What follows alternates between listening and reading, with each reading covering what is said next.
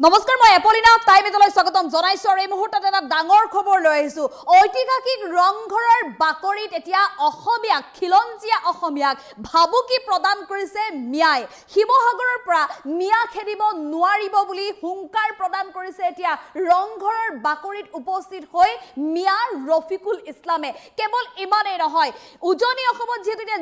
জিলাই মিয়া বিৰোধী অভিযান চলি আছে দল সংগঠনসমূহৰ তেনে সময়তে এই দল সংগঠন সমূহক প্ৰত্যাহ্বান জনাইছে মিয়া ভাষা বুজি পোৱা নাই বুলি প্ৰশ্ন উত্থাপন কৰিছে ৰফিকুল ইছলামৰ এই উদ্ভট মন্তব্যক লৈ সমগ্ৰ ৰাজ্যজুৰি প্ৰতিক্ৰিয়া দল সংগঠনে প্ৰকাশ কৰিছে প্ৰতিক্ৰিয়া আৰু সমান্তৰালভাৱে শীঘ্ৰে প্ৰশাসনক ব্যৱস্থা গ্ৰহণৰ দাবী উত্থাপন কৰিছে লৈছে এই মুহূৰ্তত টাইম 8 বিগ ব্ৰেকিং সমগ্ৰ ৰাজ্যত আজি চৰ্চিত এটা বিষয়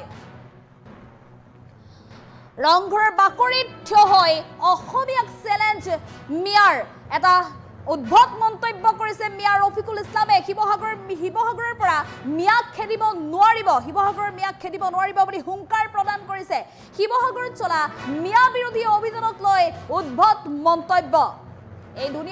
দুনিয়াত কোনো নাথাকিব বুলি প্ৰত্যাহ্বান জনাইছে ৰফিকুলে যদি শিৱসাগৰৰ পৰা মিয়া খেদে তেনেহলে দুনিয়াত কোনো নাথাকিব বুলি প্ৰত্যাহ্বান জনাইছে ৰংঘৰৰ বাকৰিৰ পৰা প্ৰত্যাহ্বান জনাইছে মিয়া ৰফিকুলে মিয়া ভাষা বুজি পোৱা নাই বুলিও ৰফিকুলৰ প্ৰশ্ন অসমীয়ালৈ ইয়াৰ পিছতে গুমৰি উঠিছে অসমৰ খিলঞ্জীয়া দল সংগঠনসমূহ অসমীয়াক চ্যালেঞ্জ কৰা মিয়া ৰফিকুল ইছলাম কোন বুলি এতিয়া প্ৰশ্ন উত্থাপন কৰিছে দল সংগঠনসমূহে বাৰে তাই আহোম আৰু খিলঞ্জীয়া অসমীয়াক তুচ্ছ তাচ্ছিল্য কৰা সহ্য কৰা নহব বুলি হুংকাৰ প্ৰদান কৰিছে দল সংগঠনেও তাই আহোম শান্তিপ্ৰিয় মানুহ বাৰম্বাৰ জুকাই শান্তি বিঘ্নিত নকৰিব মনত পেলাই দিছো আমি মোগলক 17 বাৰ পৰাস্ত কৰি থৈছো গতিকে ৰফিকুল ইছলামৰ দৰে মিয়াই ৰংঘৰত প্ৰৱেশ কৰি মিয়াই ভিডিঅ' কৰি সামাজিক মাধ্যমত প্ৰচাৰ কৰা কাণ্ড কোনো কাৰণত সহ্য নকৰে এই লোকজনক অতি শীঘ্ৰে কৰায়ত্ব কৰি ব্যৱস্থা গ্ৰহণ কৰিব লাগে বুলি দাবী উত্থাপন কৰিছে ৰাজ্যৰ মুখ্যমন্ত্ৰীৰ লগতে ৰাজ্যৰ ডিজিপিলৈ দাবী উত্থাপন কৰিছে তাই পাকে ধৰি সকলো দল সংগঠনে আমি পুনৰ জনাইছো এটা ডাঙৰ খবৰ সমগ্ৰ ৰাজ্যত আজিৰ এই বিষয়টোক লৈ আচলতে তীব্ৰ প্ৰতিক্ৰিয়া অব্যাহত আছে কাৰণ উজনি অসমত এতিয়া প্ৰান্তে দল সংগঠনে মিয়া বিৰোধী অভিযান চলাইছে মুখ্যমন্ত্ৰী ডক্টৰ হিমন্ত বিশ্ব শৰ্মাৰ সমৰ্থনত প্ৰতিটো দল সংগঠনে এতিয়া বাংলাদেশী মিয়াৰ বিৰুদ্ধে অভিযান চলাই আছে উজনি অসমত কিন্তু তেনে অৱস্থাত উজনি অসমৰ হৃদপিণ্ড যি ঐতিহাসিক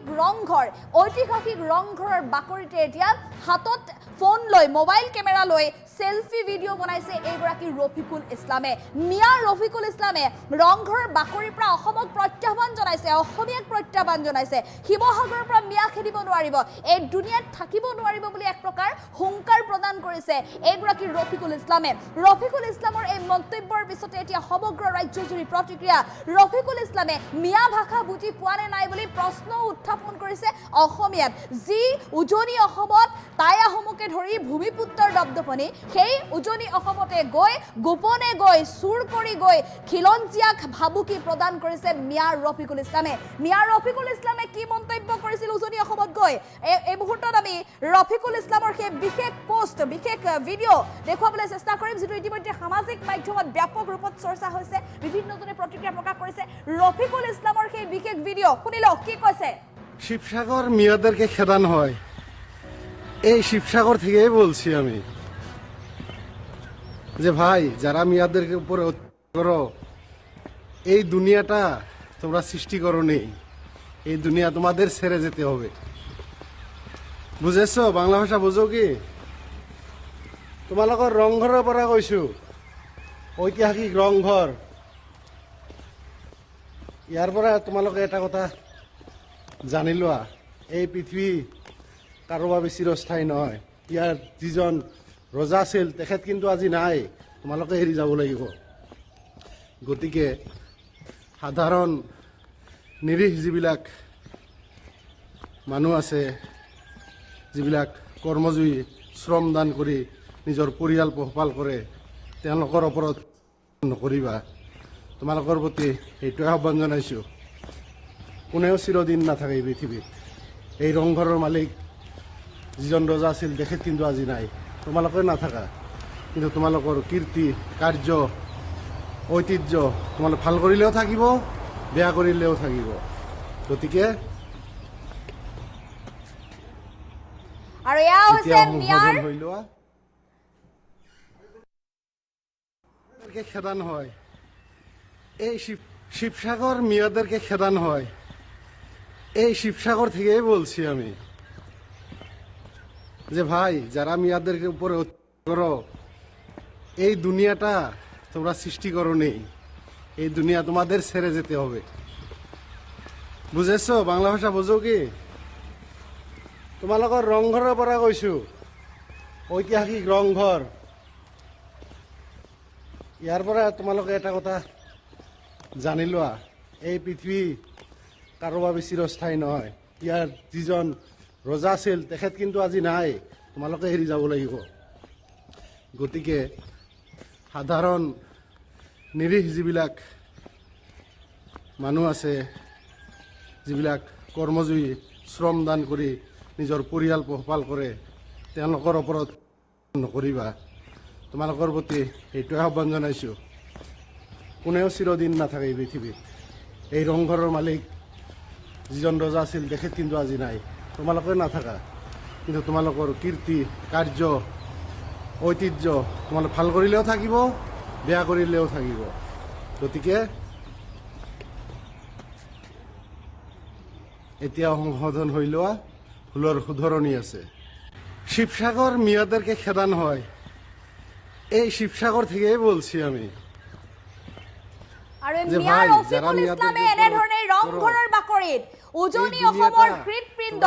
ৰংঘৰৰ বাকৰিত উপস্থিত হৈ এনেধৰণে অসমীয়া খিলঞ্জীয়া অসমীয়া হুংকাৰ প্ৰদান কৰিছে যে শিৱসাগৰৰ পৰা মিয়া খেদাব নোৱাৰিব যি সময়ত উজনি অসমত মিয়া বিৰোধী অভিযান চলিছে সেই সময়তে শিৱসাগৰৰ ৰংঘৰৰ বাকৰিত উপস্থিত হৈ এই উদ্ভৱ মন্তব্য কৰিছে মিয়া ৰফিকুল ইছলামে ক'ৰ পৰা আহিছে মিয়া ৰফিকুল ইছলাম কোন হয় ৰফিকুল ইছলাম এই প্ৰশ্ন উত্থাপন কৰিছে এতিয়া প্ৰতিটো দল সংগঠনে তাই আহোমসকলক বাৰে বাৰে অপমান কৰি আহিছে একাংশ মিয়াই কিন্তু তাই আহোমেই হওক বা অসমৰ যিসকল খিলঞ্জীয়া ভূমিপুত্ৰ হয় তেওঁলোক যিহেতু শান্তিপ্ৰিয় মানুহ গতিকে এই শান্তিপ্ৰিয় মানুহক জোকাবলৈ চেষ্টা নকৰিব বাৰম্বাৰ জোকাবলৈ চেষ্টা কৰিলে কিন্তু বিপদ হ'ব শেষবাৰৰ বাবে সকিয়নি প্ৰদান কৰিছে এতিয়া উজনিৰ দল সংগঠনে আৰু মনত পেলাই দিছে যে আমি মোগলক 17 বাৰ পৰাস্ত কৰিছো গতিকে ৰংঘৰত প্ৰৱেশ কৰি মিয়াই ভিডিঅ' কৰি সামাজিক মাধ্যমত প্ৰচাৰ কৰি যি উদ্ভৱ মন্তব্য কৰিছে শিৱসাগৰৰ পৰা মিয়া খেদিব নোৱাৰিব বুলি সেই মন্তব্যৰ বিৰুদ্ধে শীঘ্ৰেই এই ৰফিকুল ইছলামক বিচাৰি কৰায়ত্ব কৰাৰ দাবী উত্থাপন কৰিছে প্ৰশাসনলৈ ৰাজ্যৰ মুখ্যমন্ত্ৰীৰ লগতে ৰাজ্যৰ ডিজিপিলৈও দাবী উত্থাপন কৰিছে যে তাইকে ধৰি সকলো দল সংগঠনে আৰু এই সন্দৰ্ভত দল সংগঠনৰ প্ৰতিক্ৰিয়া আছে আমি দল সংগঠনৰ প্ৰতিক্ৰিয়া আগবঢ়াবলৈ চেষ্টা কৰিছো ভাই যাৰা মিয়াদেৰকে উপৰে কৰো কিন্তু যদি কোনোবাই ভাবিছে যে বাৰম্বাৰ আমাৰ টাই আহোম লোকসকলক তুচ্ছ তাচ্ছিল্য কৰি থাকিব টাই আহোম জনগোষ্ঠীৰ লোকসকলক লৈ পিনে কটু মন্তব্য দিব তাত কিন্তু পৰিস্থিতি ভয়ংকৰ হ'ব আমি শান্তিপ্ৰিয় মানুহ হয় আমাক শান্তিত থাকিব দিয়ক আমাক বাৰম্বাৰ জোকাই নল'ব আমাক যদি জোকাই লোৱা হয় নহয় মনত পেলাই দিছোঁ আমি মোগলক 17 বাৰকৈ আমি দমন কৰিছিলোঁ কিন্তু দিছিলোঁ শৰাইঘাটৰ ৰণত পুনৰবাৰ মনত পেলাই দিছোঁ আৰু যদি মনত পৰা নাই সুধি ল'ব এই আপোনালোকৰ বিধায়ক আমিনুল ইছলাম তেওঁক সুধি ল'ব আমি কি ব্যৱস্থা কৰিছিলোঁ কথা স্পষ্ট দুজনমান ব্যক্তি দেখা পাইছোঁ সামাজিক মাধ্যমত এজন কিবা নামটো আলি বুলি আছিলে মিয়া সম্ভৱতঃ অবৈধ নাগৰিক হ'ব পাৰে আমাৰ আহোম জনগোষ্ঠীৰ লোকসকলক ৰাস্তাত বুলি ক'ব দখল কৰিম বুলি ক'ব দেখা পাইছিলোঁ এটা যুৱকক সিও সম্ভৱতঃ অবৈধ বাংলাদেশী হ'ব মিয়া হ'ব পাৰে সি আমাৰ ছোৱালীক বেয়া কৰিম বুলি ৰাজহুৱাকৈ ক'ব আমি কিন্তু শান্তিত নাথাকোঁ কিন্তু কথা স্পষ্ট আৰু আজি দেখা পালোঁ পুনৰবাৰ ৰংঘৰৰ মাজৰ পৰা ৰংঘৰত সোমাবলৈ গৈ পিনে আমাক চেলেঞ্জ দিবলৈ আহিছে যদি কিবা কথা ক'বলৈ আছিলে বাহিৰৰ পৰা কিয় কোৱা নাছিলে ৰংঘৰৰ ভিতৰৰ পৰা আমাক চেলেঞ্জ দিবলৈ বৰ বেছি মানে চেলেঞ্জ দিবলৈ যি সাহস কৰিছে ইয়াক কিন্তু আমি প্ৰত্যুত্তৰ দিম কিন্তু কথা স্পষ্ট আমি ইতিমধ্যে কৈ দিছোঁ এই যিজনে ৰংঘৰৰ পৰা যিজন ব্যক্তিয়ে ৰংঘৰৰ পৰা ভিডিঅ' কৰি সামাজিক মাধ্যমত প্ৰচাৰ কৰিছে সেই ব্যক্তিজনক আমি ইতিমধ্যে বিচাৰ কুচাৰ কৰা আমি আৰম্ভ কৰি দিছোঁ। আৰু এটা কথা আমি একদম স্পষ্টভাৱে জনাব বিচাৰোঁ, এই অবৈধ নাগৰিকসকলক আপোনালোকে আমাক জোকাই নল'ব। আমি একদম যেতিয়া কথা পৰিস্থিতি ভয়ংকৰ হ'ব প্ৰত্যুত্তৰ দিবলৈ কিন্তু আমি সাজু আছোঁ। কিন্তু প্ৰতিজন টাই আহোম যুৱক, প্ৰতিজন অসমীয়া যুৱক কিন্তু আজি সাজু আছে তেওঁলোকে কৰা এই কৰ্মবোৰৰ বাবে প্ৰত্যুত্তৰ দিবৰ বাবে। কিন্তু আৰু এনেকুৱা যদি উদ্ভণ্ডালি কৰি থাকে আমি উজনি অসমত পুনৰ ন্যায় অভিযান আমি ল'বলৈ বাধ্য হ'ম। কিন্তু ৰফিকুল ইছলাম নামৰ এটা মিয়াই শিৱসাগৰত গৈ অসম তথা অসমীয়া জাতিৰ হৃদপিণ্ড এছিয়া মহাদেশৰ প্ৰথম পেভিলিয়ন ৰংঘৰৰ বাকৰিত গৈ অসমীয়া জাতিক চেলেঞ্জ কৰিছে। এই যি গেলাপুখুৰীৰ পুনি মিয়া এই ৰফিকুল ইছলাম, তোক ক'ব বিচাৰিছোঁ সাহস আছে যদি সন্মুখত আহিবি, পলাই চুৰকৈ তেনেকৈ টুৰিষ্টৰ দৰে গৈ ৰংঘৰক পিছফালে লৈ আমাক ভাবুকি দিবি আৰু আমি সাৱটি বহি থাকিম, এই কথা কেতিয়াও হ'ব নোৱাৰে। মনত ৰাখিবি, এই ৰংঘৰৰ বাকৰিতে আমি 17 বাৰকে মোগলক পৰাস্ত কৰাৰ পিছত আমি তাত আনন্দ উল্লাস কৰিছিলোঁ। আৰু তই তাত গৈ আমাৰ হৃদপিণ্ডত গৈ তই আক্ৰমণ কৰিবি, বহাবলৈ চেষ্টা কৰিবি, তোক আমি ক্ষমা কৰি দিম, এয়া কেতিয়াও হ'ব নোৱাৰে। অসমৰ মাননীয় মুখ্যমন্ত্ৰী ডাঙৰীয়াক আমি আহ্বান জনাইছোঁ, অসমৰ পুলিচক আমি আহ্বান জনাইছোঁ, ডিএছপি ডাঙৰীয়াক আহ্বান জনাইছোঁ। এই যি ৰফিকুল ইছলাম নামৰ এইটো গেলাপুখুৰীৰ যিটো পুনি, এইটো অতি শীঘ্ৰে কৰায়ত্ব কৰক। তহঁতৰ দৰে মিয়াবিলাকৰ কাৰণে আজি আমাৰ মাজত সম্প্ৰীতি নাইকিয়া হৈছে। কোনোবাই তহঁতক বুকুত আপোন কৰি ল'ব আৰু কাৰোবাৰ ছত্ৰছায়াত তহঁতি এইদৰে আমাক ভাবুকি দিবি, আমি সাৱটি বহি থাকিম, ই হ'ব নোৱাৰে। কিন্তু যদি কোনোবাই ভাবিছে যে বাৰম্বাৰ আমাৰ টাই আহোম লোকসকলক তুচ্ছ তাচ্ছিল্য কৰি থাকিব, টাই আহোম জনগোষ্ঠীৰ লোকসকলক লৈ পিনে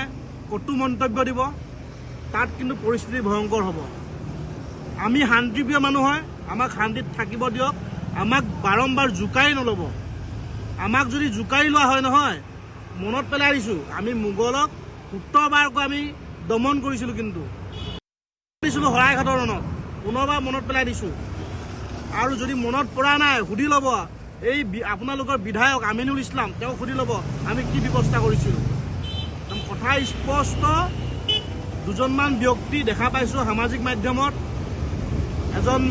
কিবা নামটো আলি বুলি আছিলে, মিয়া সম্ভৱতঃ অবৈধ নাগৰিক হ'ব পাৰে। আমাৰ আহোম জনগোষ্ঠীৰ লোকসকলক ৰাস্তাত বুলি ক'ব, দখল কৰিম বুলি ক'ব। দেখা পাইছিলোঁ এটা যুৱকক, সিও সম্ভৱতঃ অবৈধ বাংলাদেশী হ'ব, মিয়া হ'ব পাৰে। সি আমাৰ